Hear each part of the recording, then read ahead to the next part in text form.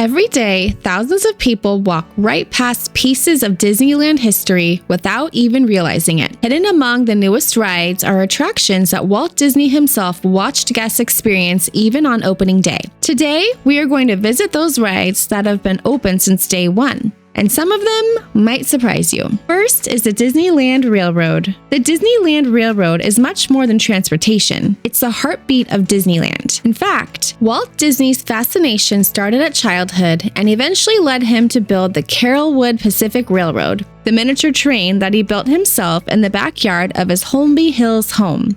When Disneyland opened in 1955, guests were welcomed by the E.P. Ripley upon the Santa Fe Railroad, now referred to as the Disneyland Railroad. It circled the park just like it does today, giving visitors a grand tour of Walt's new creation. Unlike many attractions that have been completely rebuilt, much of the railroad still follows the same route envisioned by Walt. Several of the steam locomotives are original to the park, and every whistle echoing through Disneyland is a reminder of Walt's lifelong passion. It's one of the few attractions where you're experiencing something almost exactly as guests did on opening day. Next is the Jungle Cruise. When the Jungle Cruise debuted in 1955, it wasn't meant to be funny at all. Walt envisioned an adventurous expedition through the world's great rivers, inspired by the nature documentaries he loved producing.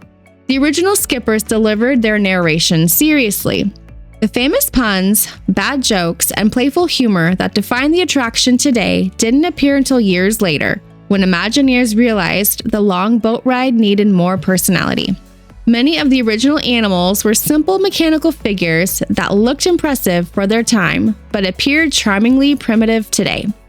Over the decades, the attraction gained more sophisticated audio animatronics, new scenes, and updated storytelling while keeping its adventurous spirit. One thing that hasn't changed, the backside of water still gets the biggest laugh. Then we move on to Autopia.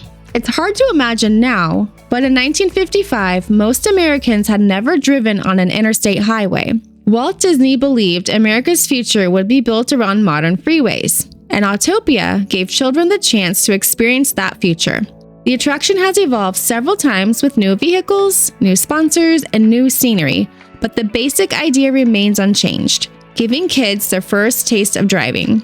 For many Disney fans, Autopia isn't just a ride, it's a rite of passage. Moving on to King Arthur's Carousel. The carousel is actually much older than Disneyland. Originally, it was built and used at Sunnyside Beach Park in Toronto, Canada, from 1922 until the park closed. Walt found it abandoned and purchased it for Disneyland in 1954. Originally, it contained horses that stood still alongside jumping horses. Walt didn't like that because he wanted every child to feel like they were galloping into adventure, so Imagineers painstakingly modified every horse to jump. It became one of Fantasyland's centerpieces and continues to delight families, just as it did on opening day. It's a beautiful example of Walt taking something old and giving it new life. Next, we have Peter Pan's Flight. Peter Pan's Flight has always been one of Disneyland's most beloved attractions, but it confused many opening day guests. The ride was originally designed so guests would feel like they were Peter Pan flying through the sky, not just following him. Because of that, Peter himself did not appear, and many writers wondered where the main character was. Despite that initial confusion, the attraction became one of Disneyland's biggest hits. Flying over miniature London before soaring into Neverland still creates one of the most magical moments in the park. Even after decades of technological improvements, the ride consistently has one of the longest wait times in Fantasyland. Then we have Mr. Toad's Wild Ride. Few Disney attractions embrace chaos quite like Mr. Toad's Wild Ride. Based on the adventures of Ichabod and Mr. Toad, guests race recklessly through the English countryside before crashing into a train and ultimately ending up in hell. A surprising dark ending for a Disney attraction. Originally, it was intended to be a thrilling roller coaster.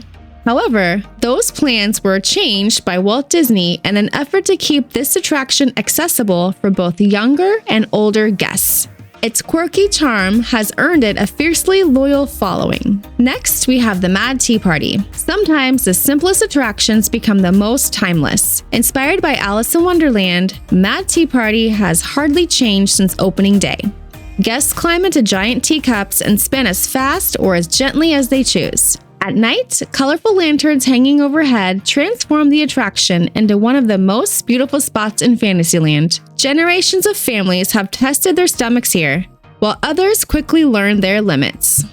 Now, onto the Storybook Land canal boats. Believe it or not, Storybook Land canal boats struggled when it first opened. Originally called the Canal Boats of the World, guests floated past empty miniature landscapes with no recognizable Disney characters. Needless to say, it wasn't popular. 2 months after opening, it closed, not to be reopened until 1956. Imagineers completely redesigned the attraction to feature miniature scenes from Disney films.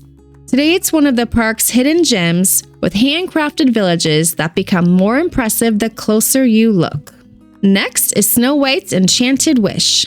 The original version of Snow White's Enchanted Wish was actually called Snow White and Her Adventures, and it was surprisingly scary. Riders encountered the evil queen, dark forests, and frightening scenes, which many children found it overly terrifying. Like Peter Pan, guests were meant to feel like they were Snow White, so she didn't appear in the ride, but was later added during the major Fantasyland refurbishment in 1983. Later, in 2021, Imagineers reimagined the attraction as Snow White's Enchanted Wish, adding a Snow White animatronic, brighter scenes, new effects, and the happy ending that had long been missing. It's one of the best examples of updating an original attraction while preserving the magic it's had since inception. Then we have the Casey Jr. Circus Train. Although construction delays kept it from operating on opening day, Casey Jr. Circus Train is considered one of Disneyland's original attractions because it was part of Walt's initial plans. Inspired by Dumbo, the train winds through Storybook Land, giving guests a different perspective than the canal boats.